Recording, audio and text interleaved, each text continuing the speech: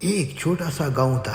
وہاں کے لوگ سادے تھے، محنتی تھے، مگر ایک چیز ان میں مشترک تھی، ڈر۔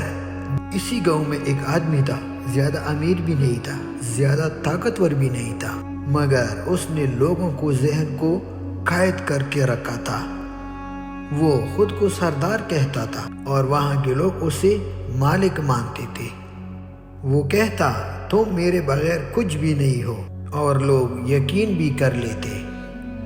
وہ کہتا تھا، جو میرے خلاف جائے گا برباد ہو جائے گا، اور لوگ خاموش ہو جاتے۔ سال گزرتے گئے اور لوگ غریب ہوتے گئے اور وہ حاکم بنتا گیا۔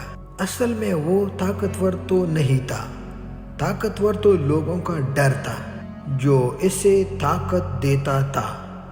پھر ایک دن گاؤں کے ایک غریب آدمی نے اس سے ایک سوال پوچھ لیا، صرف ایک سوال، اگر ہم تمہیں ماننا چھوڑ دیں تو تم ہو کون؟ بس وہ دن تھا اور آج کا دن لوگوں کو سمجھ میں آ گیا، غلامی زنجیروں سے نہیں ہوتی، غلامی خوف سے ہوتی ہے، اور جب خوف ٹوٹ جائے سب سے بڑا سردار بھی عام انسان بن جاتا ہے۔ یاد رکھو، جو تمہارے ذہن پر حکومت کرے وہی تمہاری زندگی پر بھی حکومت کرتا ہے۔